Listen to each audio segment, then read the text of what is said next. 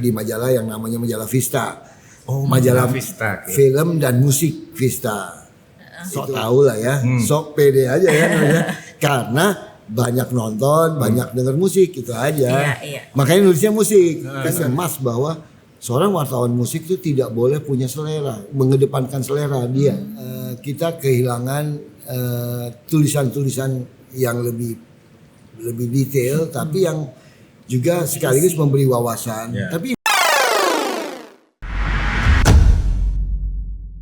halo, selamat datang di Retroism Plus 62. Kenangan masa lalu menambah semangat dan energi masa kini untuk menyambut masa depan. Iya, selamat datang kembali di acara Retroism Plus 62 bersama gua Palur Lebong dan ditemani oleh dan gue Budos. Dan sekarang kita lagi bawa tamu yang cukup spesial banget. Dan seru dan masih muda nih ceritanya Yang nih. paling muda nih ceritanya. Oke, bisa perkenalkan diri, bro. ya, gue Dion Momongan. Dion Momongan. Selamat datang Kak Dion. Oke, selamat datang Kak Dion Momongan di studio Retroism. Gue senang banget. Ini bisa 3 jam di sini. Sepanjang manggil bro sama Kak. Oke. Kita panjangin gue bro. Tenang aja. Palur. Ya. Ini gua tadi udah diperkenalkan kan? Iya. Bro Dion Momongan ini adalah dulu punya profesi sebagai bekerja di bidang media, tapi media majalah ya. Majalah. Nah, ini kita ngomongin sekarang mengenai majalah yang waktu itu di majalah musik ya. Majalah musik. Betul. Nah, itu dulu majalah musik kan masih zamannya retro. Masih kurang banyak ya. Nah, ini salah satunya ini Mas lagi. Bro Dion ini salah satu ya, maksudnya bukan penggagas ya, maksudnya bukan penggagas lah. Bekerja di media majalah entertainment musik. Ya. Mungkin bisa diceritakan waktu itu gimana tuh ceritanya? Jadi kalau gua sendiri mulai tahun sekitar 80-an itu di majalah yang namanya majalah Vista. Majalah Vista. Film dan musik Vista. Itu di Jakarta, tapi ya peredaran pasti seluruh Indonesia ya. Memang membahas tentang film dan musik. Gitu. Yang ukurannya kecil ya Kak? Ukuran biasa. Tapi kalau dalam sejarah langsung ya, Vista itu kemudian di sekitar 87 berubah format, bukan bentuk, tapi berubah bentuknya lah bilang menjadi majalah film, musik dan televisi. Gue udah gak ikutan, gue cuman di film dan musik aja. Berarti lu televisi gak ikutan? Enggak. Karena itu pilihan dulu gak punya televisi mungkin ya. Sesimpel itu. Atau tidak pernah nonton TV. Tapi gue balik lagi itu majalah Vista, film, musik dan televisi. Tapi awalnya itu dulu majalah apa? Film musik, tapi sebelumnya adalah majalah TV. Sebagai majalah waktu Vista sendiri sebagai majalah itu udah dari tahun 70-an. Itu majalah hiburan biasa aja. Salah satu ciri khasnya seperti beberapa majalah di era itu tampilan depannya pasti perempuan dan agak-agak seronok lah. Era segitu ya. Paling tidak kebaya misalnya. Kebaya tapi ketat banget ya kan. Kemudian mungkin ada sedikit-sedikit ya agak miring-miring sedikit, agak dari high angle ya. Swimsuit mungkin ya kayak gitu-gitu. Tapi biasanya terus kalau covernya seperti itu dalamnya rubrik artikelnya mengenai apa dong? Kalau dulu gua nggak tahu karena kan gua nggak masuk. Gua masih kecil banget, masih segini nih. Biar kelihatan di gambar. Udah buka-buka dong. Jadi kalau ketika gue ya sudah pasti bentuk covernya ya musik dan film ya kan. Karena itu dari kalau nggak salah dia berubah sekitar tahun 80-81an. Jadi dia berubah ketika sebagian dari tokoh-tokoh majalah Aktuil tuh pindah ke majalah Vista, antara lain boleh disebut almarhum Deddy Sabri dan Buyung, Ahmad Rizal Buyung ya. Buyung ini baru mungkin dari waktu ini mungkin bulan lalu baru wafat. Ahmad Rizal belakangan dikenal sebagai Buyung Aktuil. Nah itu tokohnya dua dan selain beberapa wartawan musik lainnya. Itu mereka lah yang merubah merubah majalah Vista itu dari majalah hiburan semata itu tadi menjadi majalah musik dan film. Oke, majalah musik dan film. Terus biasanya yang dibahas tuh mengenai apa tuh, musiknya atau film? Musiknya sih itu berarti udah berkecimpungan di situ. Iya, musiknya all genre ya, semuanya. Dan kebetulan ketika gua masuk itu gue selalu ingat dan selalu gue sampaikan bahwa gue masuk di situ karena almarhum Buyung Aklil tadi. Dia yang melihat sekali waktu gue mencoba menulis, padahal mata pelajaran mengarang gue ya so-so lah ya, tapi mungkin iseng aja karena sering nonton nulis, kemudian dimuat ketika ngambil honor dipanggil sama Buyung ini, Pak Buyung, dulu gue sebutnya Pak Buyung, dipanggil dan ditawarkan menulis aja, mau nggak menjadi wartawan di sini, menulis ya, tapi jazz karena kebetulan tulisan gue pertama jazz. Dia banyak ngobrol tentang jazz sama gue dan gue bisa menjawab karena kebetulan bergaul ya. Mungkin kebetulan lah, benar-benar kebetulan lah, ngobrol nyambung dan akhirnya ya udah, banyak nulis jazz aja di sini, kamu pegang yang rubrik jazz ya oke. Gitu. Berarti bakat penulisan Bro Dion ini otodidak ya? Otodidak. Nggak perlu dari sekolah tinggi atau gimana? Ya memang bukan otokaligis ya. Tapi otodidak ya. Awak juga. Berarti belajar. Nggak pernah belajar karena belajar dari pengalaman. sebenarnya jadi nulisnya sok tahu lah ya, sok pede aja ya nulisnya. Karena banyak nonton, banyak denger musik gitu aja. Iya. Makanya nulisnya musik, kan nggak bisa nulis film. Gue jarang-jarang. Oke, tapi kan musiknya kenapa lu langsung diarahin ke arah jazz gitu loh? Nggak, maksudnya emang waktu itu lu berarti jazz. wawasan mengenai jazz udah oke bisa dong, atau berarti memang Mas lu tiba-tiba Dion terjun ke situ udah harus mungkin gue nggak tahu deh kenapa almarhum Buyung belum bilang gue ke Nulis jazz. Tapi tentang karena jazznya gue nulis jazz waktu itu dari Oke, sebuah artikel artikel pertama itu tentang sebuah festival, bukan festival, kompetisi band ya, Jakarta anak muda gitu, dan gue tulis mungkin lengkap pandangan dia gitu. Nah ketika wawancara ngobrol lah, diajak ngobrol itu, mungkin gue juga bisa ngobrol tentang jazz ya. Padahal sebetulnya sejujurnya gue juga so tahu mungkin ya, saya jawab aja bener. Tapi belakangan bukan cuma nulis jazz sebenarnya, karena gue juga banyak nulis musik lain terutama rock, tapi yang terjemahan. Jadi terjemahan dikasih model. Zaman dulu kan sangat zaman saat itu ya, tidak ada internet jadi modalnya kalau kita sumbernya adalah majalah-majalah luar. Jadi betul. Setiap kali ini misalnya seminggu mungkin 2 minggu sekali gue datang ke kantor. Memang nggak harus setiap hari juga ya. Jadi dikasih PR menerjemahkan tulisan-tulisan rock gitulah tentang dari media-media kayak Hit Parader, Krim, segala yang berarti di kantor dulu lengkap ya? Ya. Majalah-majalah dari luar. Memang betul. Jadi itu yang sumber beritanya. Kan zaman dulu sangat manual ya. Jadi untuk fotonya pun juga ya mau nggak mau ngambil dari majalah itu kan. Repro istilahnya. Di repro, kadang-kadang kalau sempat, kalau enggak ya digunting aja dari. Iya kan juga waktu layoutnya kan juga nempel-nempel gitu loh, ya kan. Cetaknya. Ya, jadi memang manual banget. Sebenarnya yang itu tantangan banget di zaman dulu ya. Iyalah, mesti ini banget ya, mesti ada presisi juga ya. Kalau nempelnya salah kan agak miring gitu kan. Sementara itu padahal yang aslinya dari majalah itu misalkan ya. Iya. Nggak bisa dikopi-kopi lagi, jelek kan jadinya kan. Iya, sayangnya gitu ya. Majalahnya jadi rusak ya. Iya. Padahal majalah lumayan. Padahal kan? majalah dari luar itu ya. Iya. Ini 2 mingguan ya Mas? Vista itu dulu 10 harian. 10 harian. Saya ingat-ingat. Ada juga 10 harian. Istilahnya apa tuh? Kalau kan mingguan ya, kan jadi sebulan 3 kali. Nah, jatuhnya sebulan 3 kali lah. Tiap hari itu ya enggak? Tiap hari apa gitu enggak ya? Masuk mepet ya? Enggak ada. Iya, lumayan ini, tapi kan dia juga secara ketebalan juga nggak terlalu tebal ya. Tapi lumayan sih. Gue banyak nulis juga sih. Soalnya jadi dulu ya nggak jazz juga, belakangan rock, tapi rocknya lebih ke tadi terjemahan gitu. Tapi sebenarnya memang lu awal tumbuh sebagai seorang rocker apa memang jazzer gitu? Dengerin dua-duanya, tapi memang mau nggak mau kalau tampilannya rocker soalnya. Iya, itu dari dulu. Gue salah gaul.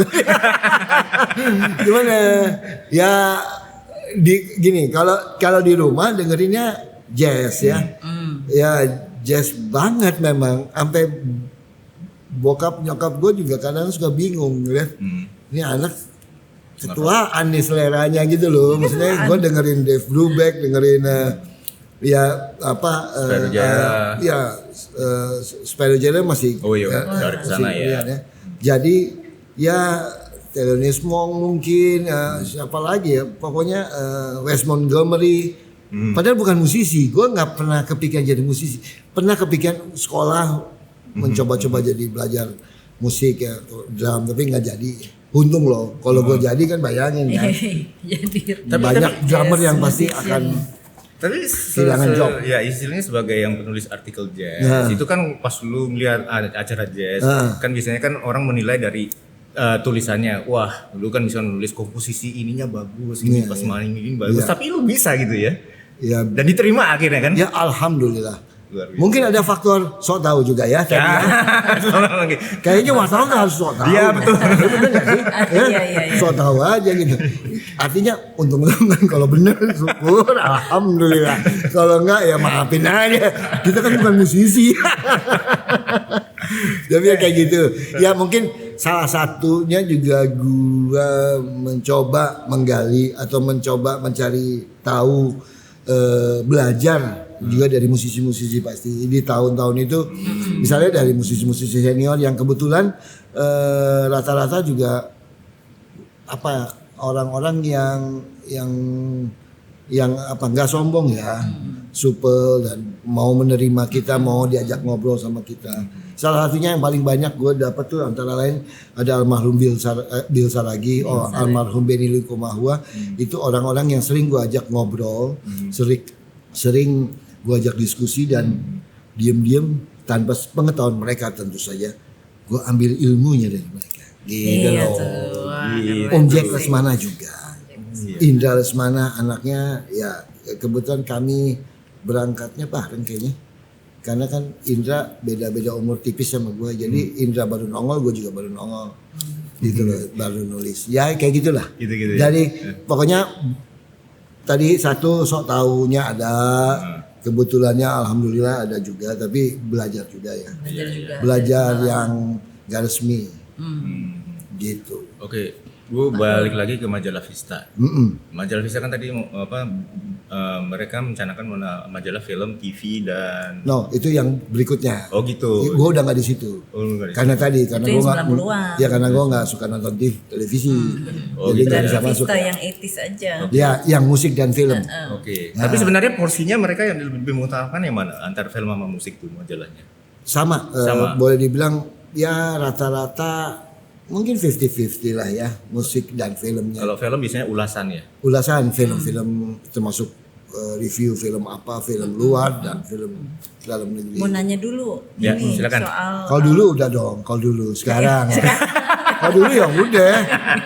Yang udah lewat. Hati-hati lu ngomongin lu. Iya emang lucu banget sih paling muda ini. Justru karena itu gue paling muda. Iya, paling muda yang paling ngocol ya. Muda ngocol banget. Emang. Jadi pertanyaannya gini. Dulu apa sekarang? Dulu. Sebagai penulis dan sebagai fotografer. Ya. Suka yang mana? Gini, kalau dulu sebagai kan dulu. fotografer, ya dulu kan bercerita kita. Kalau dulunya di media banyak majalah-majalah yang rata-rata gini, nggak terbagi. Kalau mungkin kalau harian ya kayak misalnya Kompas atau Suara apa dulu Sinar Harapan ya. Misalnya mereka punya penulis dan punya fotografer. Kalau majalah-majalah sebagian besar bisa dibilang ya penulis merangkap sebagai fotografer juga. Mau nggak mau, kebetulan gue udah suka motret dulu ya, pakai pocket mungkin ya. Tapi ketika memulai itu juga sangat sederhana. Peralatan tempur gue udahlah kamera yang sangat standar. Kalau boleh sebut merek, gue sebut Ricoh dan Yashica. Itu kamera yang sangat di bawah standar malah. Gue jalan dengan itu, belum mengenal Nikon sama sekali. Tapi akhirnya menjadi terbiasa memotret di tahun dari mulai sekitar gue bisa dibilang di Vista itu mulai sekitar 84. Jadi 84 itu ya. Nah, pokoknya dia pindah menjadi majalah film, musik dan televisi 87 yang dimana gue nggak, karena apa? Karena gue nggak punya TV atau nggak nonton TV. Ya. Sering banget ada TV. Jadi fotografer atau penulis lebih sukanya? Jadi awalnya sih penulis lah. Fotografer karena melengkapi. Gue udah nulis kan, fotonya harus ada. Jadi gue, nah salah satu yang mengajarkan gue kalau untuk fotografi, gue harus nyebut guru gue, termasuk Pak Buyung itu, almarhum Buyung Akwil, yang mengajarkan gue, memperkenalkan gue juga pada kamera. Tapi sebelumnya gue kenal dengan Garin Nugroho. Garin Nugroho itu teman gue, temen tetangga.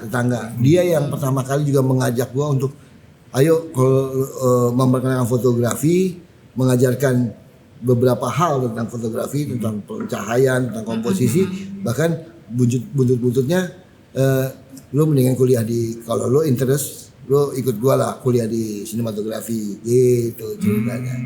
Jadi gue ikut mendaftar, tapi akhirnya tidak ikut kuliahnya karena melihat teman-temannya Garin terutama, kok kuliahnya cuma sebentar ya gitu, karena kan udah banyak kerjaan dulu kan.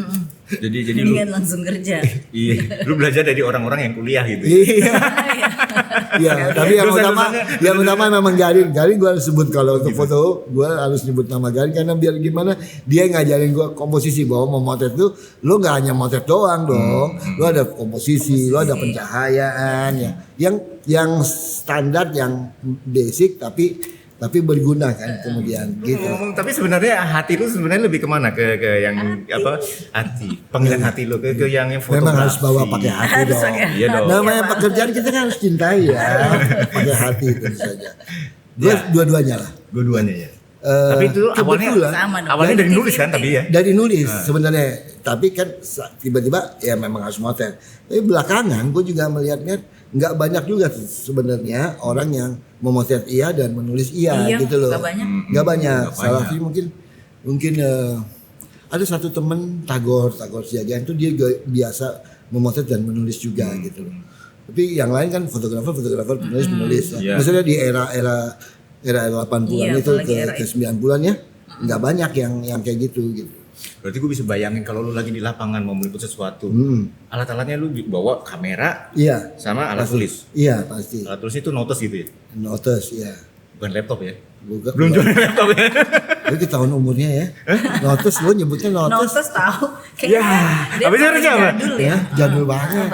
Ya ada pertanyaan nih. Oke. Jadi Ji. Om, gue manggilnya Om Sok Tahu kan, tadi manggilnya Sok Tahu. Gue manggilnya bro loh. Om Sok Tahu, gue mundur dikit Om Sok Tahu. Iya. Gue justru pengen tahu apa ceritanya Om Sok Tahu tuh sampai bisa terdampar di Vista awalnya. Emang cita-cita kerja di majalah? Atau memang ada yang ngajak? Atau nggak sengaja? Atau apa? Enggak. Sebenarnya gini ya, terdampar bener kayak kata terdampar. Gue cuman tadi kan gue bilang, gue merasa bahwa menulis gue juga nggak bagus-bagus amat. Pelajaran mengarang gue ya paling tinggi 8 lah, bukan berarti perfect. Wah, 8 udah bagus loh udah menulis. Ya paling tinggi.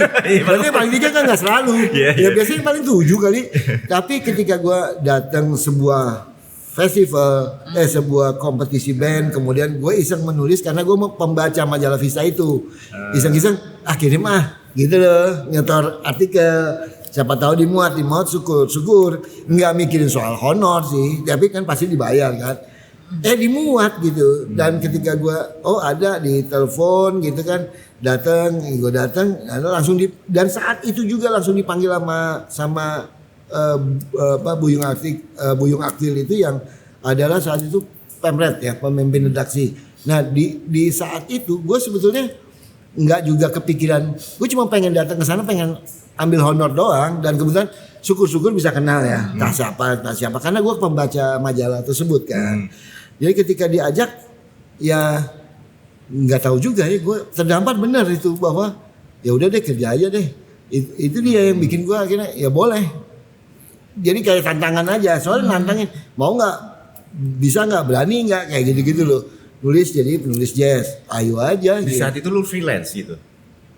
Awalnya dicoba ya seperti biasa kan, percobaan 3 bulanan. Ketika gue rutin dan terlalu banyak tulisan gue gitu, gue banyak banget gue pada akhirnya gue tahu bahwa gue ternyata suka nulis gitu. Gue sendiri ini menilai gue ternyata gue suka nulis banget ketik-ketik itu. Sehingga akhirnya jadi wartawan tetap dan ya memang menjadi akhirnya ya gue suka akhirnya menjadi wartawan beneran deh pada akhirnya gitu. Mas Dion, apa sih yang menarik yang dibahas dalam reportasi atau liputan mengenai musik apa yang menarik untuk ditulis? Ya, oke. Kalau hal yang menarik menurut gue ya dari reportase musik ya saat itu yaitu ya karena gue dasarnya kan seneng nonton. Jadi kalau selera pribadi gue kan pasti kepengennya nonton mata seneng ya, maksudnya bagus lah di apa yang kita lihat, kemudian pendengaran enak, maksudnya bunyi musiknya juga bagus. Kalau kaitannya kepada sebuah kompetisi band pastinya wah gimana upaya mereka untuk menjadi band yang sangat bagus suaranya, output musiknya, apa yang mereka mainkan gitu kan, itu yang sisi-sisi yang menurut gue menarik gitu loh. Effortnya mereka gitu loh, bagaimana mereka mempersiapkan sebuah pertunjukan, sebuah penampilan, kan asik ya. Dari apalagi kalau berangkat dengan karya-karya sendiri misalnya, gimana effortnya mereka untuk karya-karya mereka sendiri. Gitu. Gua memang dari dulu sangat menghargai karya sendiri, walaupun bukan berarti kalau membawakan karya orang lain itu enggak nilainya di bawah ya, enggak, karena kan susah juga membawakan karya-karya orang. Tidak serta-merta itu hal yang mudah ya gitu. Tapi kalau lagu sendiri kasarnya sejelek apapun yang penting lo berani aja bawa apa karya-karya lo sendiri gitu loh. Nanti kalau soal berhasil apa tidak kan tergantung publik ya tentu saja. Tapi at least lo berani dulu gitu loh. Bawain, dan gue sangat respect soal itu. Karena kemudian gue juga banyak menjadi juri di beberapa kompetisi band. Ya selalu gue memberi sebuah penilaian spesial kalau mereka berani langsung memainkan karya sendiri. Itu ada nilai plusnya gitu. Itulah. Ada lagi. Kalau menulis sebuah liputan musik itu berapa halaman dulu Mas Dion dikasih space-nya ya, dikasih porsi. Itu bebas sih. Gak bebas karena biar bagaimana gue adalah sekali lagi gue yang paling muda di situ saat itu. Ya wajar lah ya. Tahun segitu kan. Bayangin itu dari majalah Aktuil, orang-orang Aktuil. Kan ya umurnya secara umur udah iya dong. Ya kan. Nah, gue yang masih paling muda lah. Jadi gue diberikan mungkin supaya membangkitkan semangat gue kan sebagai anak muda. Kita explore aja dia.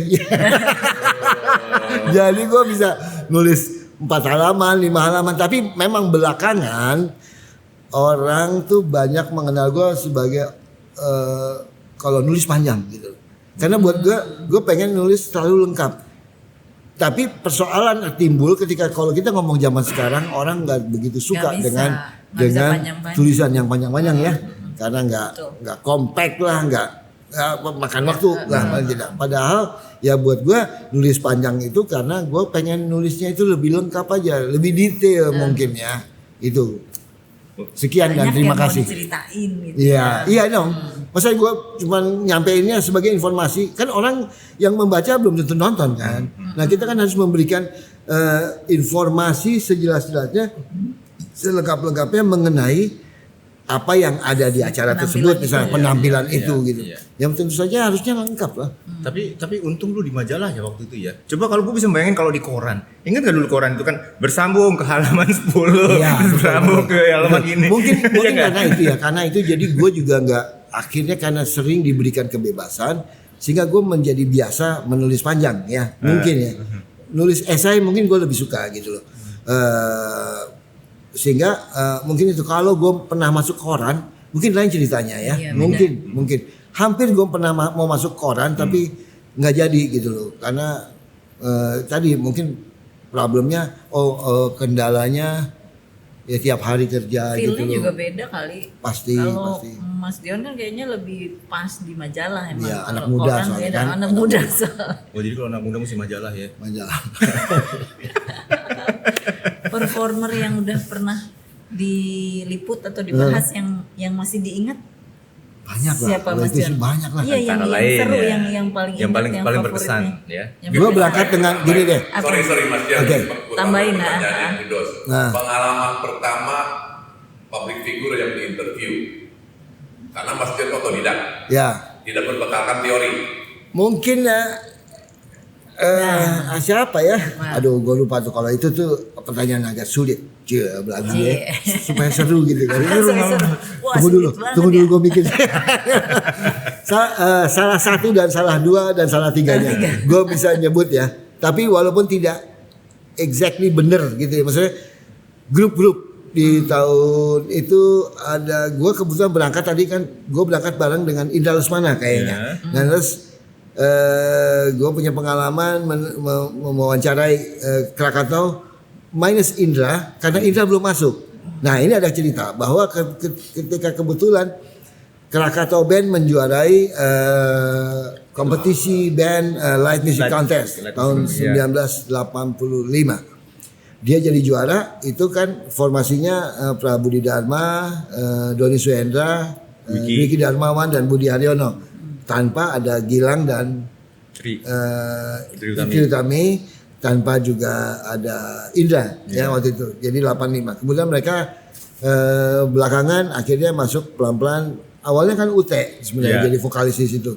Karena kebetulan UT dia sudah keburu dikontrak oleh satu label untuk solo album sehingga ganti dapatnya II ya, Tri Utami. Belakangan akhirnya Indra masuk, Gilang masuk. Nah, gue sempet agak berantem dengan Indra karena Indra kemudian karena gue tulis bahwa sayangnya kenapa Indra masuk di Krakatau, gue kurang setuju karena buat gue mereka tuh punya musik yang berbeda tapi dua-duanya keren. Mendingan dua-duanya bermain dengan musiknya sendiri. Mesti diingat bahwa dan sebagai informasi di tahun itu juga Indra banyak band ya, ada salah satunya Indra Lesmana Exit Band, kemudian GIF ya, Gilang Indra Faris nggak pernah rekaman. Exit juga belum pernah rekaman. Ada banyak, ada Children of Fantasy yang sebelumnya lagi. Nah dari situ kemudian tiba-tiba dia masuk Krakatau. Buat gua sayang nih Indra kan secara ide bermusik kan pasti banyak kan. Mendingan dia punya band sendiri, jangan masuk di Krakatau karena Krakatau biarin tumbuh dengan gaya musik mereka sendiri dengan ide-ide bermusik Dwiki dan teman-teman gitu. Tapi akhirnya mereka melebur dan sukses sebenarnya. Sukses. Album pertama merupakan salah satu album di tahun 80-an yang paling sukses ya. Album Gemilang waktu itu ya. Itu yang ada lagu yang Kau Datang itu ya. Gitu ya. Kau Datang kemudian. Album kemudian. Ya, jadi kayak begitu sempat Indra menyatakan ketidaksetujuannya bilang aja gitu ya. Di panggung di satu acara bahwa wah gue ini bukan gosip ini gue memang masuk Krakatau karena gimana nggak seperti yang ditulis oleh Dion gitu. Tapi gue berterima kasih karena itu kan promosi buat gue ya. Akhirnya penontonnya jadi kenal gue ya. Gitu ya. Tapi enggak, akhirnya tuh gue juga bersahabat sama Indra, nggak ada masalah, no hard feeling gitu.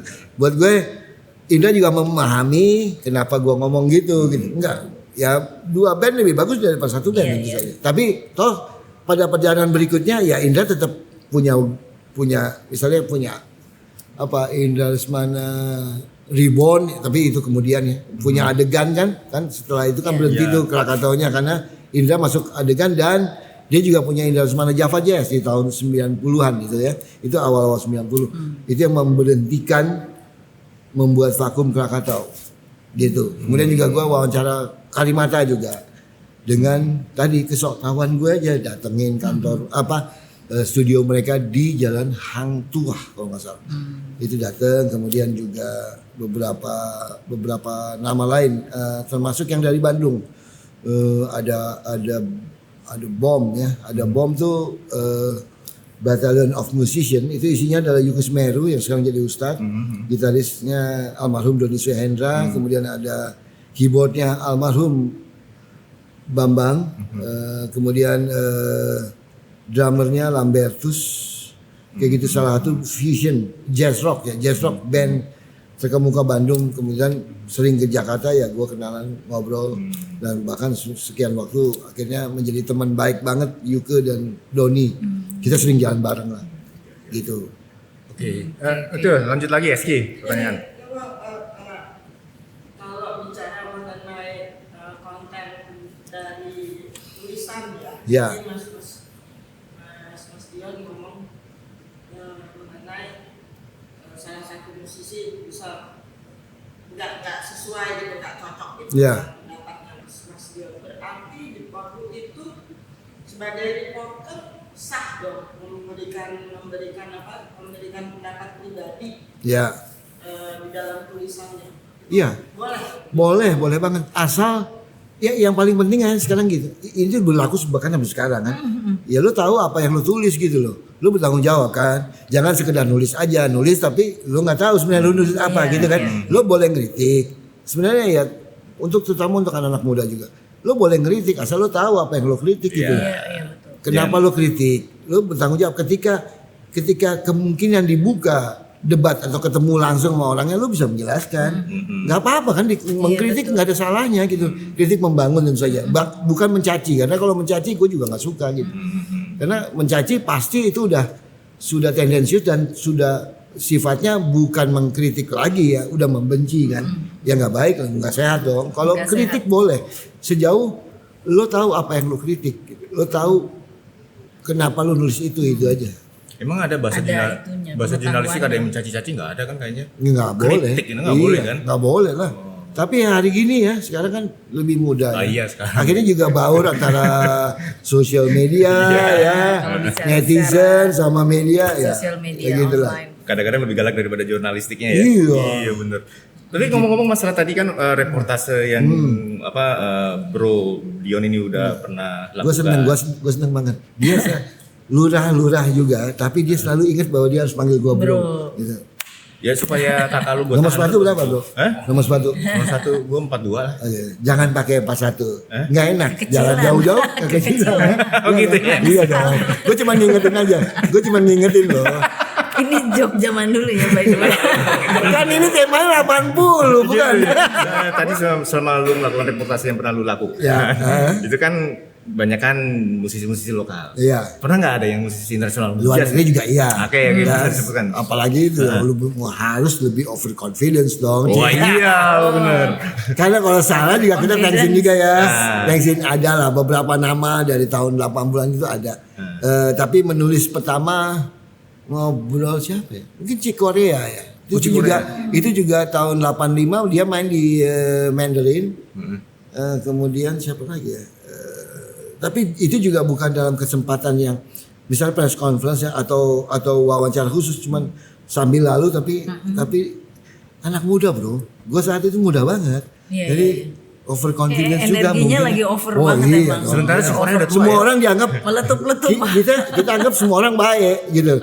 Pasti kita nerima kita kan. Karena kan gue juga baik-baik. Kan nggak gimana. Jadi ya kayak gitulah, kita ngobrol ya, jangan. Ya setelah itu siapa lagi? Selena Jones mungkin. Selena Jones tahun, tapi itu press conference lah ya. Oh press conference. Ya kemudian sih, apalagi setelah gua di majalah News Music ya, News Music tuh udah 2000 sih. Nah itu banyak wawancara yang luar ya. Memang yang ya jazz, kayak emang yang jazz. Scorpion, The Course juga. Ya. Iya, gue itu masih muda bro, makanya masih denger The Course juga gitu loh. Iya, itu gue membuktikan loh. Jadi dari omongan gue membuktikan bahwa gue muda. Gue percaya ntar lagi pasti dia interview BTS nih. Ya. Aku mau nanya sebagai reportase. Orang ke-6 yang nanya, ya dari 58. Dua udah pulang. Dari 48 orang. Masih ada 5 ya. Oke. Om dia, aku mau nanya sebelum kita lanjut lebih lanjut ini tentang masa jurnalisme juga. Iya. Terutama musik jazz. Iya. Kalau reportase event menurut saya sih mungkin tidak terlalu sulit ya. Iya. Tapi mendeskripsikan skill orang, terutama jazz ya, gitar entah apa. Betul. Bagaimana cara mendeskripsikannya? Karena pada saat itu kan visual belum. Benar. Ya, jadi balik lagi ke tadi, makanya gue punya kecenderungan menulis cukup panjang ya, karena bagaimana menjelaskan secara detail kan. Tapi sekali lagi pengetahuan itu pun juga kan ada berdasarkan pengetahuan. Balik lagi, gue nulis kan gue juga harus tanggung jawab. Gue tahu bahwa gue nulis apa. Ya itu dari musisi-musisi juga ya, musisi terutama yang senior. Artinya gue dapat dari salah satu jalan yang gue tempuh adalah gue mendekati mereka dengan ngumpul bareng mereka. Misalnya dulu nongkrong di Green Pub ya, nongkrong di Captain's Bar, nongkrong di Jaya Pub ya. Zaman itu di 80 ya, itu adalah 3 tempat yang terutama Green Pub dan Captain's Bar adalah tempat anak muda zaman itu ya, nongkrongnya di situ gitu kan. Kemudian nongkrong juga, nongol juga di beberapa jazz club ya. Misalnya Sunday Jazz Club atau di beberapa tempat kan juga banyak jazz. Waktu itu ada di Federal, ada di mana lagi ya, di Tavern. Apa? Pasar Seni ya Pasar Seni juga. Pasar Seni itu mulai sekitar 85 yang mulai rame sehingga ada tren waktu itu ya, beberapa band kayak Krakatau, Kalimata, Wong Mas nih Gold Guys, band yang di Green Pub yang akhirnya ke Belanda, ke Nosi. Sebelum mereka konser di tim Geraha Bakti Budaya, mereka tampil sesudah mereka tampil di situ itu kan berbayar. Mereka kemudian tampil di Pasar Seni. Krakatau tuh mencatat salah satu rekor terbanyak yang mungkin lebih dari 15.000 penonton, penuh banget. Krakatau 1986, vokalisnya 2 waktu itu, ada Tri Utami, ada bintang tamu juga, ada Ute waktu itu, Susanaya. Karena sebagai vokalis sebelumnya itu. Iya, jadi mereka itu salah satu. Jadi kayak gitu. Nah, gue banyak menghadiri itu, banyak ngumpul, banyak ini, dan dengan tadi balik lagi dengan PD-nya mendekati mereka, akhirnya menjadi teman. Dan memang mungkin karena dari situlah gue lebih mendekatkan diri bukan sebagai wartawan, jadi sebagai teman. Karena itu terbukti sampai hari ini gue masih berteman baik dengan mereka, gitu. Jadi lebih ke sebagai teman sih dari awal itu. Jadi nggak mendekati misalnya dengan Budos gitu, gue deketin Budos, saya wartawan, nggak kayak gitu, langsung ngajak ngobrol aja gitu. Asik nih Budos tadi lagunya, keren banget, lagunya siapa tuh? Ya kayak gitu. Ya. Kedekatan secara personal ya. Ya. Gue pengen tahu gitu ya, terutama karena bicara jazz. Iya. Jazz itu kan keunikan cara bermain kan berbeda-beda. Betul. Mendeskripsikannya dituliskan seperti apa sih supaya orang bisa nangkep orang yang mainnya beda, karena pada saat itu visual belum ada. Ya, nah makanya itu dia, karena itu dia mungkin dia membuat gue jadi tulisan gue relatif panjang, karena kan mesti menjabarkannya dengan detail ya, dan berusaha sebisa mungkin orang yang tidak menonton bisa seperti menonton kan itu yang paling bagus ya. Kita kesampingkan dulu soal ada foto udah pasti, makanya butuh foto juga, tapi dari tulisan juga kan orang udah harus bisa membawa orang, memvisualkannya, membayangkannya dengan gimana bahwa si Indra begini, Gilang tuh begini gitu loh, main drumnya asik gitu, kayak gitulah ya.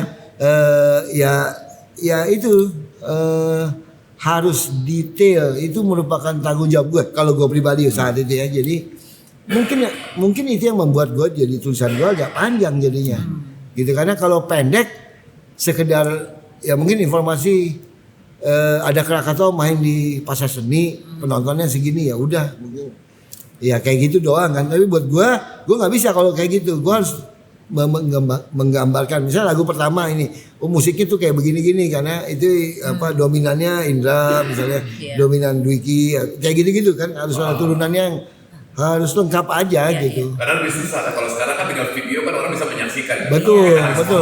Kalau dulu kan ya kita harus gambarin bahwa seolah-olah mereka menonton gitu aja. Gitu. Oke, Eksi dulu. Ya. Mas sebagai seorang reporter, utamanya musik jazz, dengan kedekatannya Mas dengan personel grup jazz gitu. Iya. Ada rasa gengsi tersendiri nggak sih menjadi seorang penulis musik jazz gitu? Sebagai gengsi. musik jazz itu ada rasa gengsi tersendiri nggak? Satu prestise tersendiri. Enggak juga sih, enggak, karena atas nama pergaulan juga ya, karena kan gue juga gaul di wartawan lain ya, teman-teman wartawan. Ya enggak juga sih, enggak harus jadi gue. Mungkin jazz tuh dianggapnya lebih apa? Lebih eksklusif ya. Enggak juga sih, enggak automatically membuat gue jadi ini. Ya gue tetap anak muda biasa yang sopan, prama dan rajin menabung. Soalnya jiwanya kayak jiwa rocker yang muda itu loh.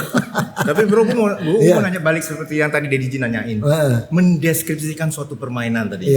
Oke.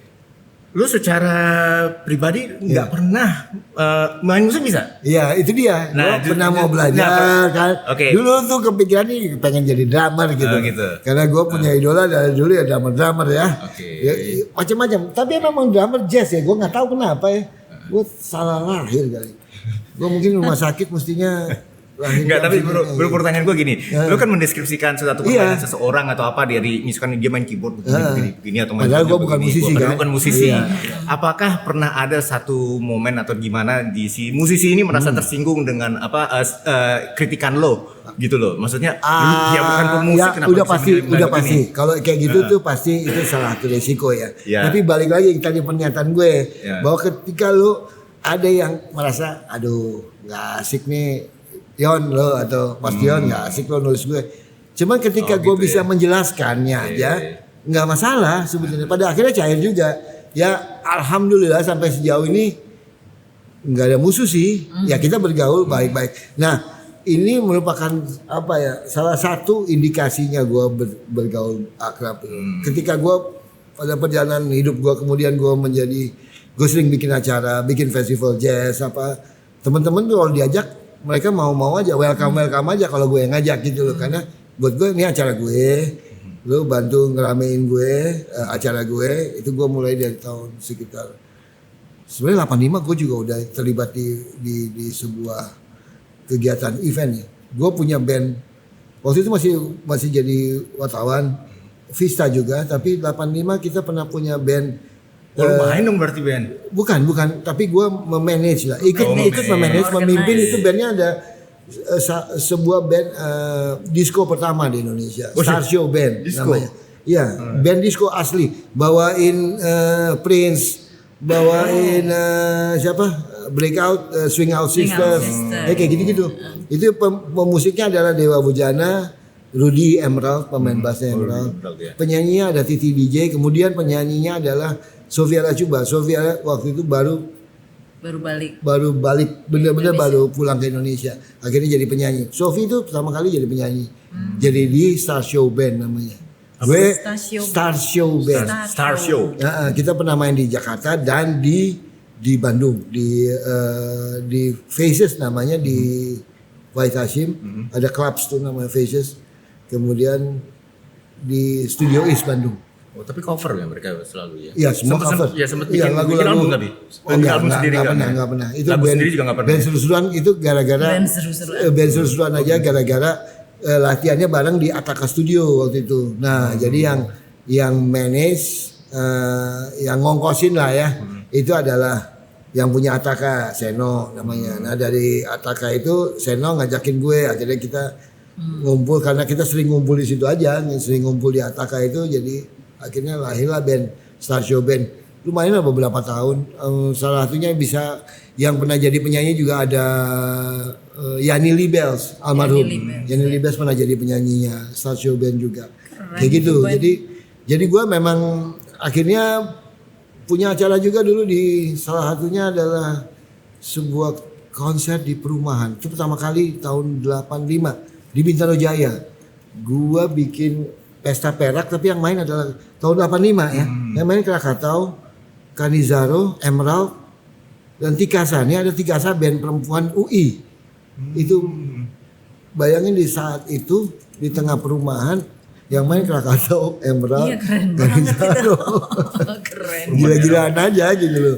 Di daerah Jakarta ya di perumahan. Iya, di Bintaro Jaya. Bintaro Jaya waktu itu baru sektor 1, sektor 2. Kebetulan mereka mau merayakan ulang tahun pesta perak pembangunan Jayanya tapi pesta 25 tahun pembangunan Jaya bikinnya karena itu perumahan baru kan istilahnya Bintaro Jaya baru bikin panggung, itu panggung serius banget karena tata lampunya. secara tata lampu iya dan misalnya sound dulu di era itu ada sound vendor sound apa namanya persewaan sound system terkenal itu Ram Turbo Sound, terkenal Turbo Sound ininya speakernya itu.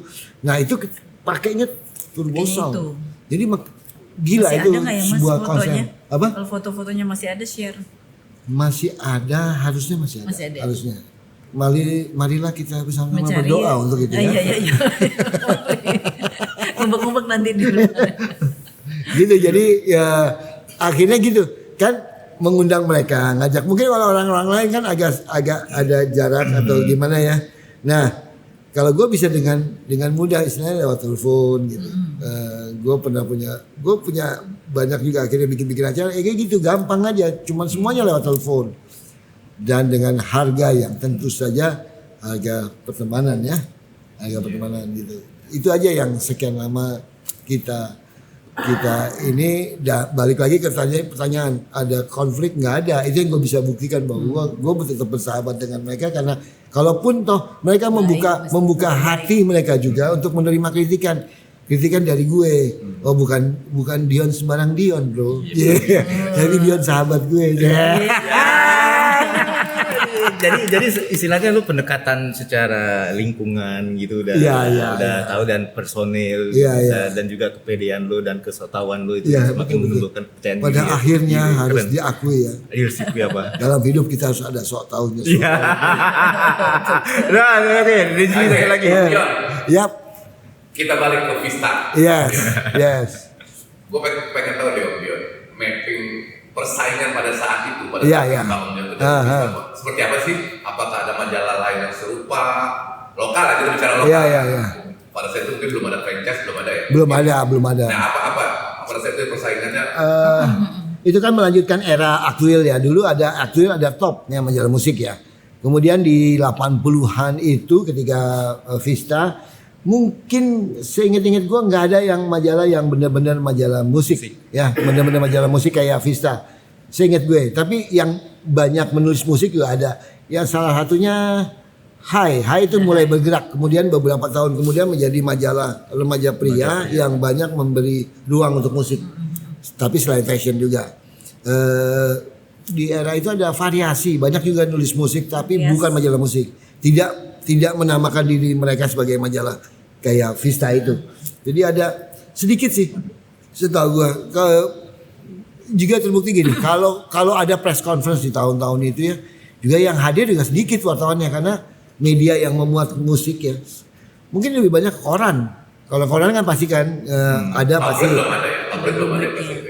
Tablet monitor itu tahun berapa? Monitor 8 ya mungkin lah Sebelumnya udah ada kayaknya. late 80 ya kalau monitor ya mungkin gitu. Ada monitor kan kemudian jadi Citra ya, Citra majalah musik tuh. Gue juga suka nulis di Citra dulu nggak masuk karena ada Remy Sutansyah. Itu Remy Sutansyah almarhum adalah salah satunya adalah sahabatku dan juga yang ngajarin gue di majalah Vista. Dia duluan.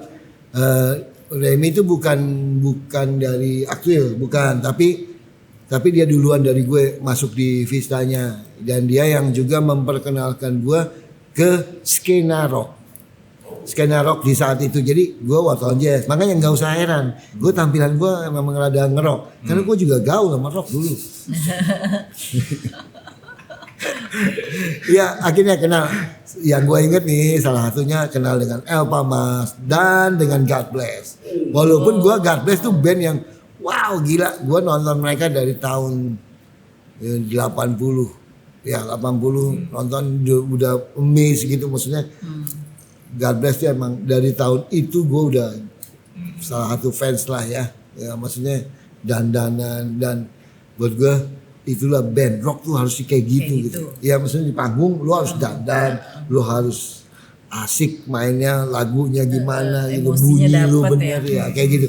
Dapatnya di walaupun beberapa band lain juga gue nonton apa SAS ya juga bagus ya, keren. Zaman itu sih asik lah. Ini padahal pertanyaan tentang jazz bukan ya? Ngomongin rock ya? Umum kok. Nambah lagi Om Dion. Oke, boleh. majalah apalagi Vista. Itu kan jarang kompetitor kan? Iya. Bisa dibilang nggak ada. Kejadian atau apa namanya ya, berita apa yang sempat bikin geger Republik ini gara-gara Vista pada saat itu, masih ingat nggak?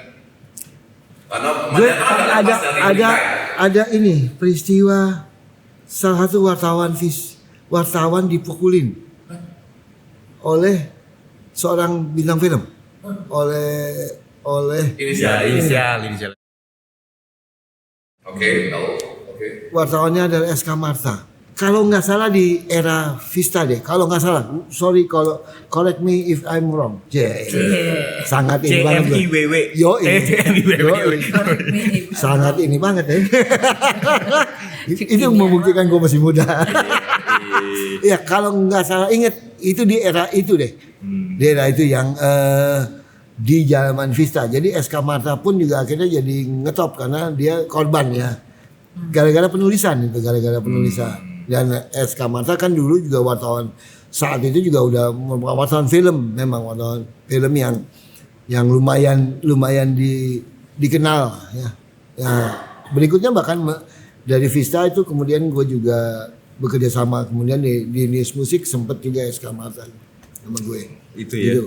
Tapi enggak. Itu salah satu yang mungkin pengaruh media ya sampai begitunya ya, tadi kritik itu nggak diterima satu pihak, tapi ya membalasnya bukan mengajak dialog atau nanya lah paling tidak kenapa lu segini gitu, tapi langsung physically gitu. Tapi sejauh yang gue ingat dulu zamannya retro gitu ya namanya majalah, ingat kan waktu itu mesti harus ada siup segala macam kan. Itu sejauh itu tak mana-mana aja ya majalah yang namanya entertainment nggak ada sampai ada pemberedelan kalau nggak ada, kalau pemberedelan sih nggak ada ya, ada entertainment kan. Cuma mungkin ya kadang-kadang suka meleset-melesetnya banyak yang tadi kayak terlalu seronok misalnya gitu ya. Tapi it's okay itu kayaknya zaman dulu zaman itu itu nggak terlalu masalah ya, kayak lu bilang tadi kan kebaya tapi apa gitu kan. Iya karena film-film juga kan dulu ada beberapa film yang lumayan ya buat gua wow, kalau ini kita nonton sekarang loh itu terlalu relatif berani 80-an. Film gua bukan wartawan film jadi gua nggak bisa ngomong banyak, gua nggak bisa sebut judul karena gua lupa juga pasti kan, tapi kan coba deh di googling 70-an 80-an tuh ada film-film tertentu yang secara ini terlalu seronok sebetulnya gitu loh. Jadi mungkin di majalah juga gitu, paling meleset-meleset dikit ada foto-foto yang inilah, tapi permisif ya, nggak ada kayaknya yang diperingatin atau apa oleh malah sampai di Dewan Pers, nggak ada lah. Udah hidupnya syukur kan? Iya. Kan cuma dikit jumlahnya. Gila loh. Sok keras banget. Ya oke, kita nyentuh yang agak-agak kesini. Oke. Vista ini kan majalah top. Pasti banyak orang yang ingin top melalui Vista. Iya.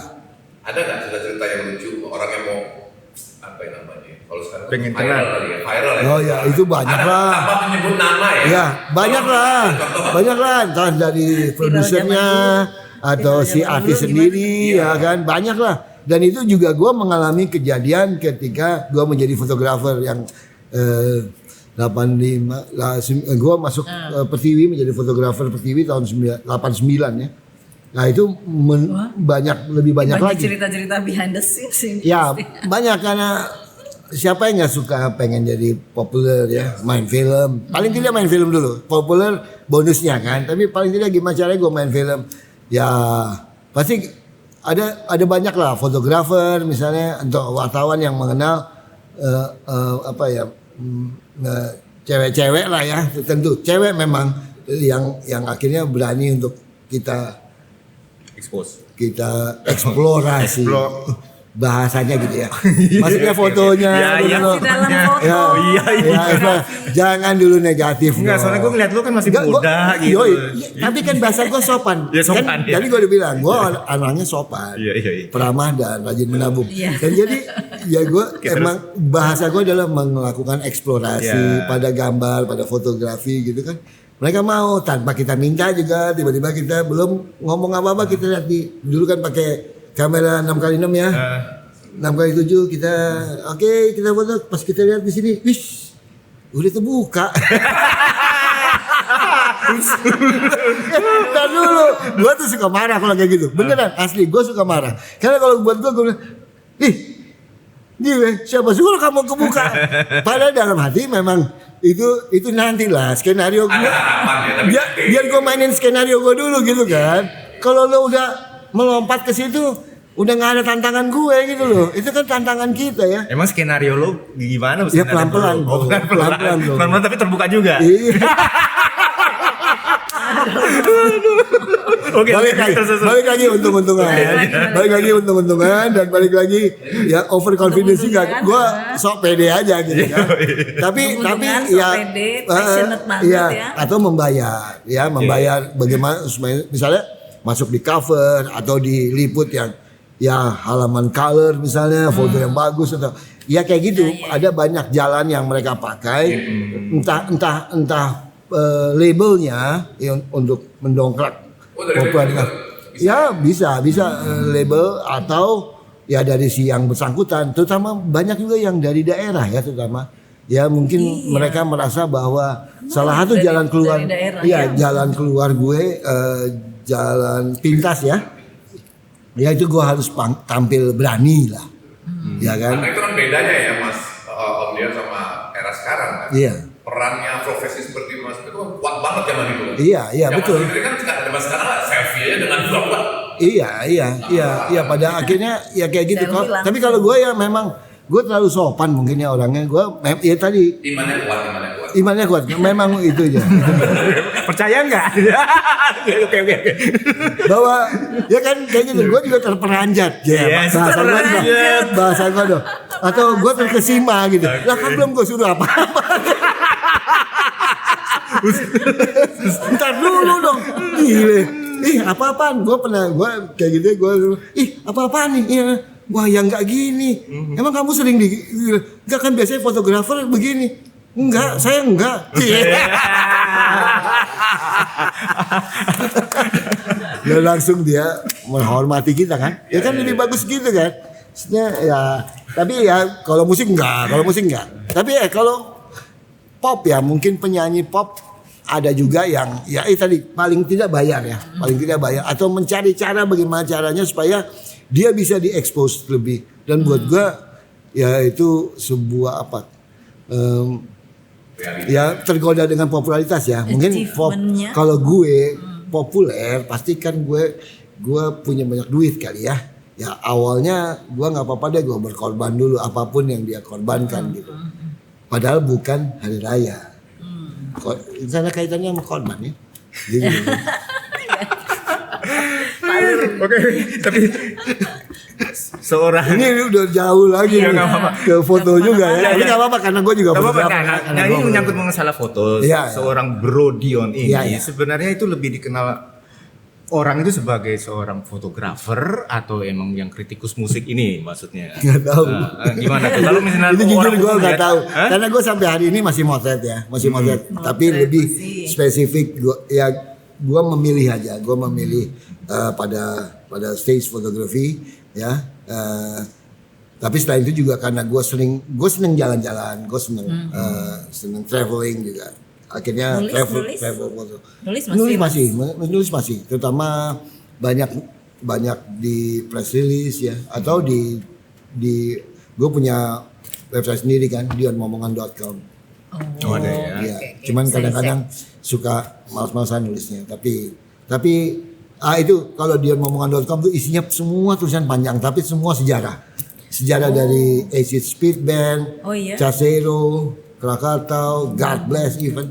Ya gue lebih banyak mengulik mengenai sejarah musik. Gue tulisin catatan dari yang sebenarnya gini, dari sebagian tuh juga dari apa yang gue inget aja gitu. Apa yang gue inget. Tapi sebagian kayak God Bless gue juga ngobrol sama mereka. Tapi dilengkapi dengan apa yang gue tahu dari mereka dulunya. Dan kebetulan kan gue nonton kan yang tadi kan gue bilang gue nonton God Bless dari tahun 80, betapa gue respect sama mereka. Dan gue senang aja menulis. Memang mungkin bagusnya gitu ya. Kalau kita mau menjadi wartawan, menjadi penulis, bagaimana kita menyukai dulu apa yang kita pengen tulis gitu. Sehingga lu akan berkembang kemana-mana gitu loh. Kalau lu nggak suka agak sulit ya. Karena awalnya yang susah. Agak sulit lah. Lu disuruh nulis seseorang yang lu nggak kenal, lu nggak suka, atau kalau musik lu nggak suka musiknya gitu, agak sulit.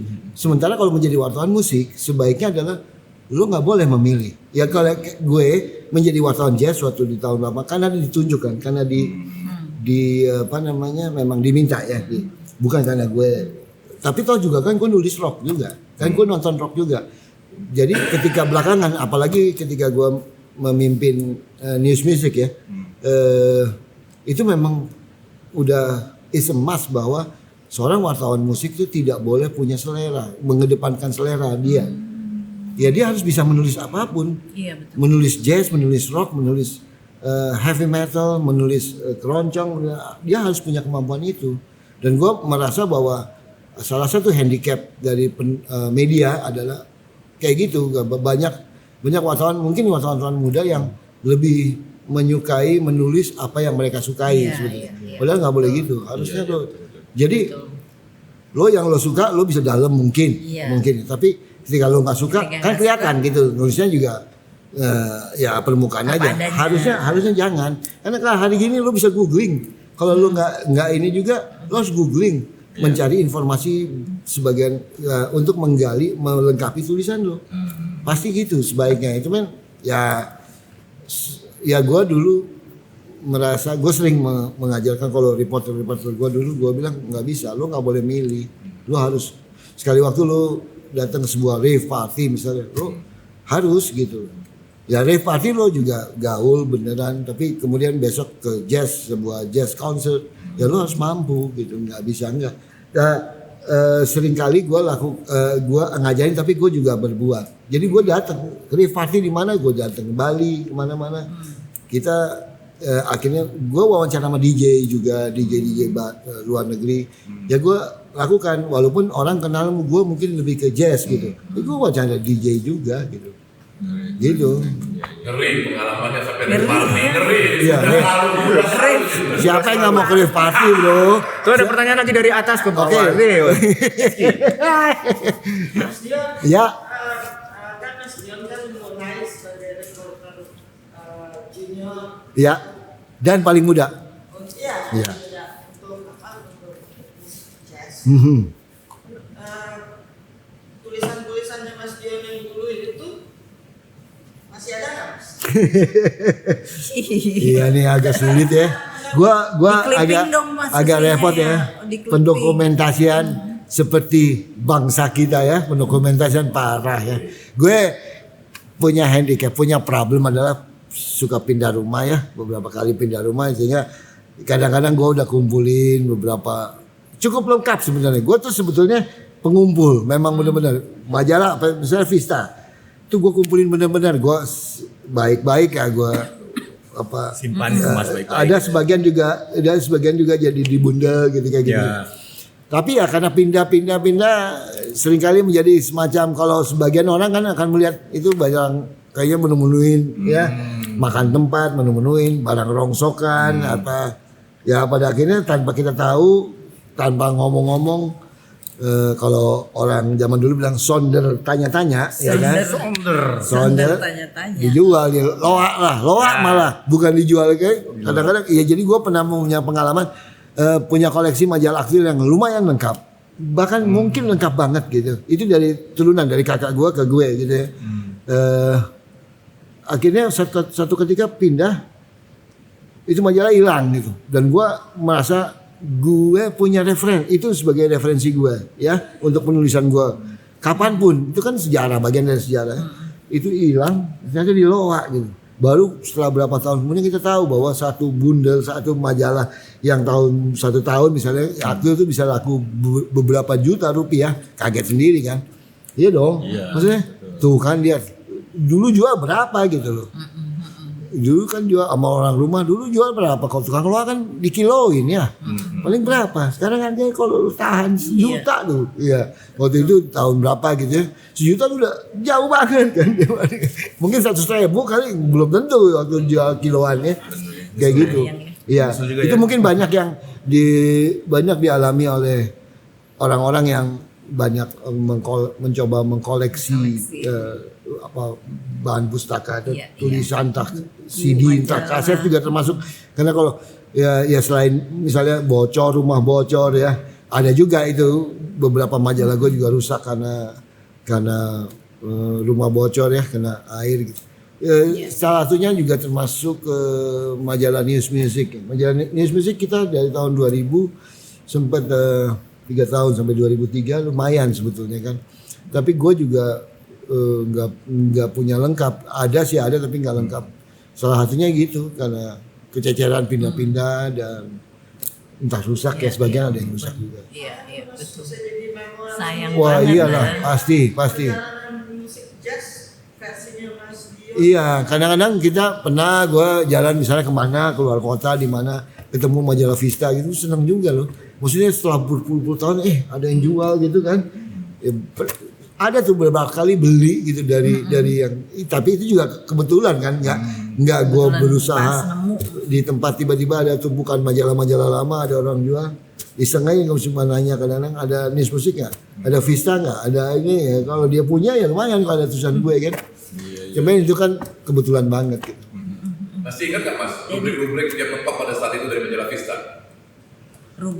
Gue punya namanya Jazzpot. Itu Jazzpot tuh potongan-potongan berita. Itu dari hasil gue bergaul di kafe, di jazz club. Gue punya rubrik sendiri. Itu ada Jazzpot. Tapi ada beberapa lagi review. Aduh kalau gue ya termasuk kayak review pertunjukan musik ya kayak gitu-gitu ya. Itu salah satu yang gue inget, yang paling gue inget. Dari gue sendiri, gue memang punya Jazzpot namanya. Satu halaman tapi potongan-potongan berita kecil aja. Oke Mas Dian, aku satu pertanyaan terakhir ya. Ya. Ini kan Mas Dian sempat kerja di Vista kan ya, sebagai wartawan musik. Aku pengen sedikit pendek atau singkat aja dulu. Salah satu kawan Chandra di muka pemusik itu kan festival. Yap. Atau pro festival ya, festival itu. Apa yang Mas Dian sempat saksi pada saat itu, misalnya dari jazz pun dari rock. Ya. Misalnya Java Jazz pernah ngalamin pada saat itu atau apa sih rock tuh apa ya? Saya nggak tahu gitu. Ya, rock festival ada.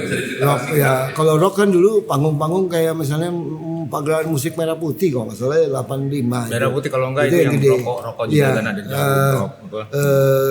Kemudian kalau festival tuh ada Bintang Jazz Festival sebenarnya sebelum Jack Jazz. Sebelum Jack Jazz. Jack Jazz itu 1988 kemudian 1990, 91, 92 ya. Itu boleh dibilang gue sudah melakukan liputan dari tahun 1988 ya. Waktu itu ya karena kedekatan juga dengan almarhum Om Ireng ya dan dengan keluarga Ireng Maulana. Buat gue saat itu udah amazing bahwa Indonesia punya festival karena dulu orang kita tahu festival jazz itu salah satunya ada yang paling terkenal festival jazz di Indonesia oleh yang buat penggemar jazz adalah North Sea Jazz Festival di Den Haag ya. Di Den Haag di mana tahun 85 Indonesia ngirim Baskara, kemudian Baskara Kalimata, kemudian Wong Mas. Kemudian ya beberapa di tahun 89 ada beberapa band Indonesia termasuk Indonesian All Stars kemudian Elvas Singers dan Elvas Band ya, Elvas Big Band. Kemudian ada Trigonia juga ya, Trigonia itu almarhum Idang dengan Yance Manusia dan saya di Luntungan. Kemudian ada Kalimata kalau nggak salah. Ada beberapa band itu tahun 89 diberikan kesempatan oleh North Sea Jazz Festival. Waktu itu festival director adalah almarhum Paul Eckert ya. Dia memberikan satu panggung. Ada 5 band Indonesia main di situ. Kemudian ya bayangin kita punya tahun 88 di mana sebetulnya secara infrastruktur atau misalnya sound lighting ya kita belum terlalu siap sebetulnya. Jadi tapi kita memaksakan diri dan artisnya kan untuk tahun 88 kita bisa nonton Lirit Nur ya. Kita bisa nonton Kasumi Watanabe ya. Bayangin ini kan di luar dugaan ya. Wah gila banget. Sementara kita sebelum ini kan nonton Lee Ritner, nonton siapa vokalis Phil Perry kita nonton dari Laserdisc bukan? Betul. Laserdisc itu ada tuh yang sangat top banget. Itu penggemar jazz pasti nonton banget ya waktu itu ya. GRP session ya gitu ya. Jadi kita nonton. Tapi saat itu Indonesia mungkin antara siap dan tidak siap. Sebenarnya belum terlalu siap karena yang tadi keberadaan sebenarnya itu kan multi stage, ada beberapa stage ya. Ada satu stage yang juga jauh lagi. Ada 2-3 panggung di drive-in theater, kemudian satu panggung di panggung Maxima di Dufan. Jadi kan cukup jauh gitu ya. Tapi toh pada akhirnya membuktikan bahwa ternyata memang banyak juga penggemar jazz di Indonesia. Dan Indonesia sudah pada akhirnya ya siap membuat pertunjukan skala festival ya di saat itu. Mulai dari saat itu sampai ke sekarang. Sebenarnya kalau konser juga udah Cassiopeia 84 nama-nama besar juga banyak yang main di sini sebetulnya. Karena Cassiopeia, Chicorea 85, kemudian siapa lagi? Selena Jones, ada Himiko Kikuchi, masih 90-an. Siapa lagi? Banyak banget di sini main. Itu Himiko Kikuchi kalau nggak salah yang di Jack Jazz pertama main ya? Himiko Kikuchi enggak. Oh enggak ya, jadi Watanabe ya. Himiko tuh main di Mandarin, kalau nggak salah di Mandarin Hotel. Begitu. Tapi lu sempat juga meliput yang di luar nggak? Kayak di North Sea atau di... Oh iya, gue pernah. Pada akhirnya gue ke. Atau di Montreux pernah ke salah satu. Kalau yang terakhir tuh gue malah lebih ke rock karena di news music ya. Pernah ke Amerika juga beberapa kali untuk meliput festival, sebenarnya lebih ke festival sih. Ya kayak gitu di beberapa festival band di luar. Ya dengan ini maksudnya selain konser ya. Ya makanya gue juga sebenarnya bukan jazz banget karena gue nonton konser itu nonton Red Hot Chili Peppers lah, nonton Rolling Stones. Ya kayak gitu-gitu, nonton Coldplay kan. Ya gue anak muda lah. Tapi nggak BTS. Nggak BTS. Ya, belum kali. Gue nggak enak sama anak gue. Masa gue bareng sama anak gue. Ngomong-ngomong, anak lo mengikuti profesi bapaknya nggak bagaimana nih? Nggak tahu yang laki ya, anak gue laki. Jadi ngomong pribadi nih. Mencoba. Kayaknya dia nggak pernah. Dia cuma sambil lalu. Kalau misalnya kalau motret gini gimana? Gue kadang-kadang kasih pinjam kamera. Motret lumayan, tapi tiba-tiba dia juga punya semacam program podcast juga. Oh ada juga. Di mana ngomongin musik ya, tapi musiknya dia pastinya gitu ya. Ya buat gue, dan dia mulai kelihatan ada kecenderungan juga suka menulis ya, nggak tahu. Tapi tidak gue ajarin sama sekali. Dia karena gue semudah gini mengajarkannya cuma ya kamu kalau mau belajar tulis lihat aja dari tulisan papa. Kenapa? Karena itu juga yang gue lakukan. Kan gue baca quill, ya kan sebagai referensi, informasi juga, tapi juga dengan bagaimana cara menulis ya, cara menulis juga. Gue memang itu dan dengan kalau tata bahasa yang baik adalah koran pastinya. Makanya gue mau nggak mau kan membaca Kompas karena tersedia, karena bokap kan dari dulu pelanggan Kompas, pagi-pagi pasti ada. Jadi gue sering berebut membaca pertama gitu loh pagi-pagi sebelum sekolah dan bapak sebelum babe gue sebelum kantor rebutan gue. Tapi gue jadi belajar menulis itu tidak gue harus bilang gue otodidak, tapi belajarnya dari sering membaca aja, membaca koran dan membaca majalah. Terus waktu ya kecil gitu membaca koran artikel apa misalnya ke semua ya, lucu juga nggak tahu gue. Aduh gue kalau ngomongin tentang gue banyak nih. Ya udah nggak apa-apa. Satu dulu gue paling suka pertama kali yang gue buka adalah rubrik olahraga di Kompas. Oh gitu. Iya gue pencinta olahraga. Itu paling belakang kan misalnya. Iya. Bener nggak?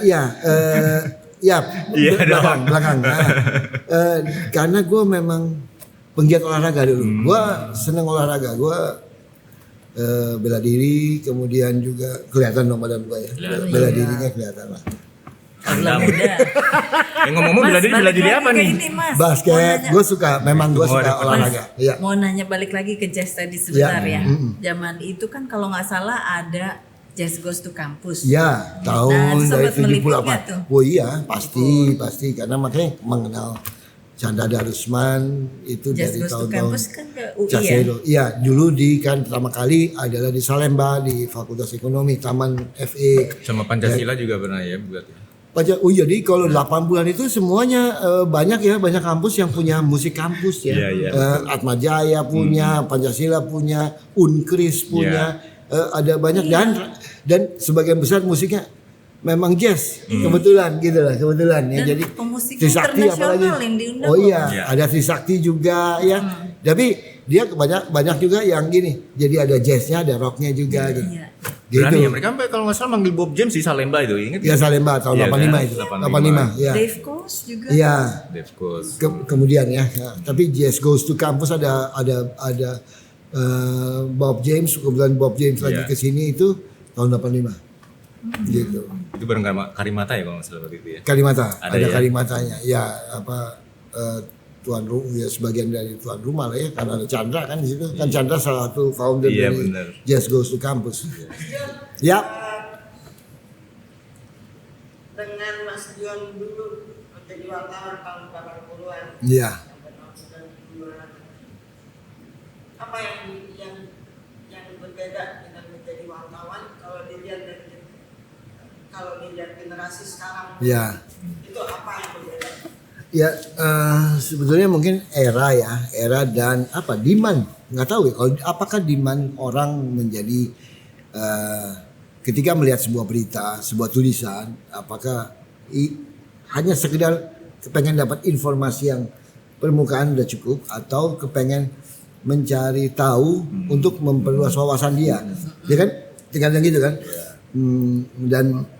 Dan kemudian ketersediaan media-media sekarang kan lebih ke arah yang tadi memberikan informasi aja, informasi Instan yang cukup istilahnya. permukaan, Instan. singkat ya, instan, dan sehingga mungkin si wartawan juga nggak punya kewajiban untuk menulis panjang, menulis lebih detail, memberikan wawasan ya, itu bukan tanggung jawabnya si wartawan. Mungkin kayak begitu ya, karena aku lihat kayak gitu, dan itulah yang terjadi saat ini gitu, di mana kita kehilangan tulisan-tulisan yang lebih detail, tapi yang juga sekaligus memberi wawasan. Tapi informasi juga oke. Dia memuat semuanya ya. Ada informasi, ada wawasan, pengetahuan, dan sehingga bahkan gini, ketika lo nggak tahu bisa jadi lebih tahu, tapi jadi lebih suka. Itu yang paling penting ya. Misalnya pada menyangkut musik ya, lo nggak tahu si A misalnya, tetapi dengan tulisan seseorang dia bisa jadi tahu, mengenal, ada loh musisi, ada gitaris namanya si A. Tapi si A ini kayak begini musiknya, dia ngulik kemudian ya, misalnya googling atau apa, Spotify atau apa, kemudian baru jadi suka, kan bisa kayak gitu. Itu nggak terjadi di saat ini gitu loh, bahwa semua kelihatannya banyak wartawan yang membatasi diri, mungkin sadar maupun tidak sadar, mengenai bahwa ya gue menulis secukupnya aja. Mungkin tidak semua, pastinya tidak semua, pasti masih ada ya. Tapi gue lihat ada perbedaan di dulu dan sekarang itu gitu. Wartawan musik, terutama wartawan musik apalagi mungkin menjadi lebih kepengen cepet ya kali ya, lebih kepengen ringkas lah gitu. Iya, apa mungkin ada tendensi sekarang mungkin wartawan misalkan mau buat, ya tadi kan akhirnya instan sifatnya, karena mereka juga udah mikir nanti kalau gue bikin paling mereka juga akan lebih tahu dari cara mereka googling gitu loh. Iya. Mungkin lebih lengkap dia dapatnya gitu. Tapi kan Jadi, tapi balik lagi ke profesi lo, kalau lo memang wartawan, iya. lo punya kewajiban untuk memberikan Harusnya. apapun orang bisa lebih tahu, ya it's okay buat gue sih.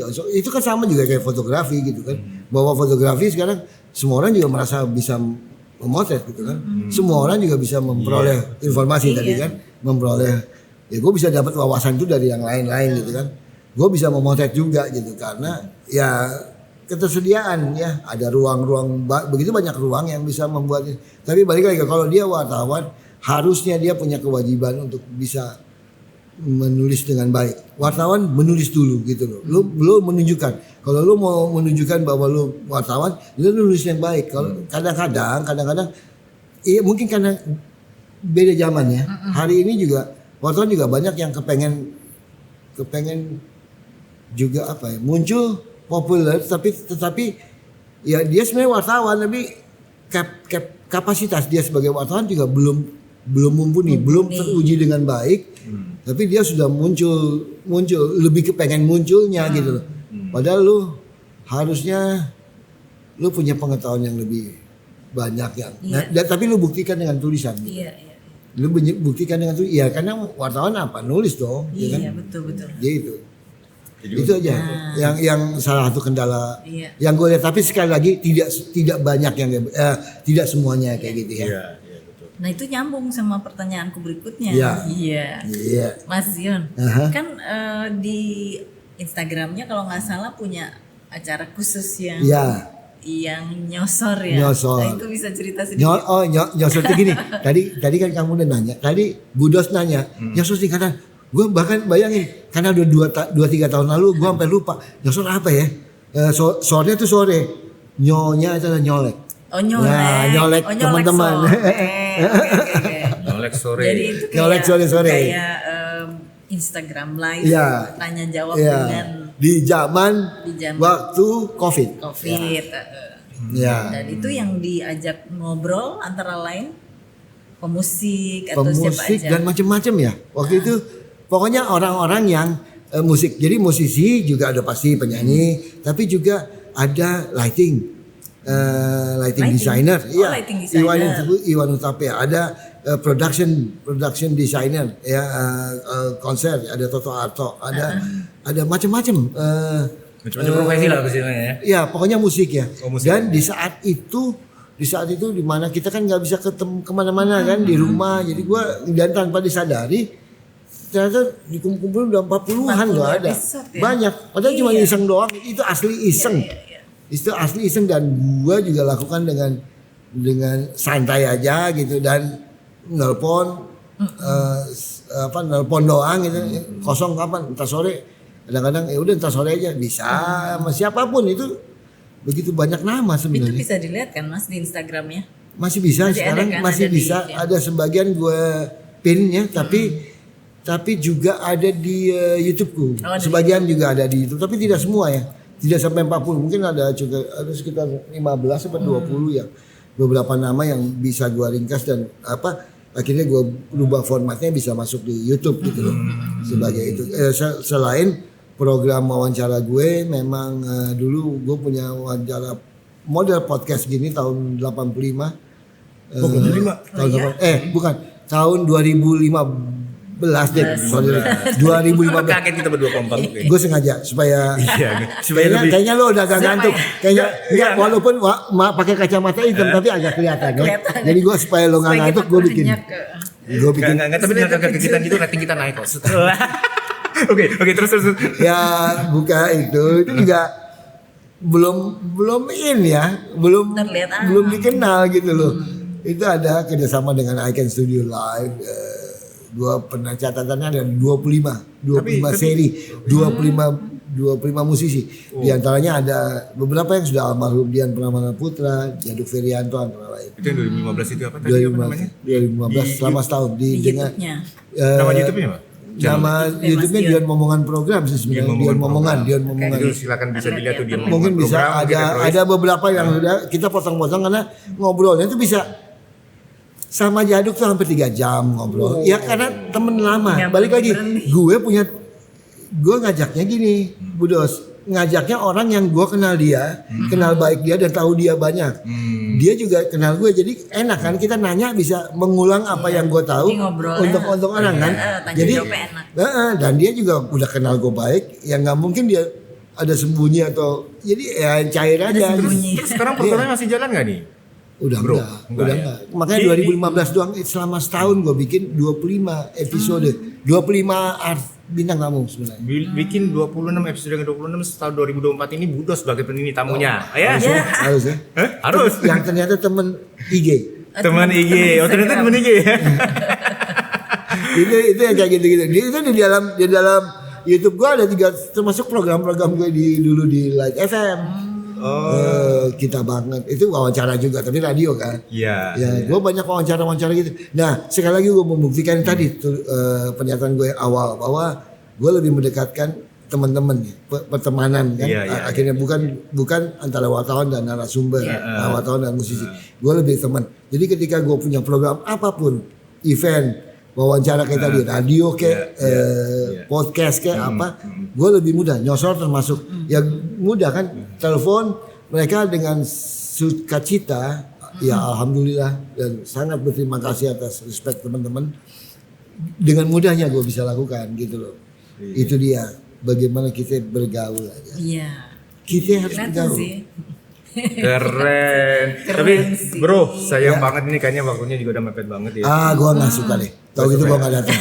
Gue pikir gue Gak suka ya Mas? gue taunya, gue janjiannya gue katanya siap-siap 3-4 jam. 3-4 jam. Baru ya nggak boleh gitu Ya dong. Pak Lur gimana sih? Gue udah sediain waktu. Gimana nih director? Producer, minta 3-4 jam ini. Aduh. Tapi ya nggak apa-apa. Karena gue belum nanya-nanya ke kalian. Ada ya. Itu, makanya program lo balikin lagi biar kita yang diundang, ya nggak? Bener nggak? Kita lanjut ngobrol tempat lain aja nanti. Betul. Oh gitu ya. Tapi boleh, nggak apa-apa, nggak menutup kemungkinan nanti ada episode kedua. Kan kalau part 2 ketutup tinggal dibuka. Yang Iya. penting lo punya kuncinya. Betul. Ya kan? Kuncinya dipegang. Iya. Oke, cakep banget. Iya, thank you banget. Tunggu, gue mau nutup dulu. Nutup dulu, Ya. Budas katanya tadi Raji mau nutup kan? Oke. Tutup aja dulu gitu. Oke, Retrois, sayang waktunya udah sampai jam. Sayang banget. Sudah berjam-jam, udah 3 jam kayaknya ya. Mas Dion Mas Dion tuh sangat-sangat muda ya. Terus sangat gaul. Satu lagi, sangat sok tahu. Kalau sok tahunya itu positif. Komunikatif. Ini alhamdulillah juga ya. Iya. Baik hati dan tidak sombong berbagi loh. Iya. Terima kasih banyak Rajin sudah menabung. datang. Iya, terima kasih. banyak. Kita salaman dulu dong, Bro. Makasih Pak Lur, Ya. Bu Dos, terima kasih dan terima kasih Retroism Sip. 62 ya. Yes. Plus 62. Plus Jangan 62. lupa plusnya. Terima Kalau kasih 62 untuk bisa yang udah nonton. Iya. Sip. Dan yang Panjang akan umur, jadi sehat selalu, ya kan? Amin. Minal aidin wal faizin. Boleh dong. Boleh. Oke kalau gitu kita tutup aja ya, guys. Like, comment, share, and subscribe. Terima kasih.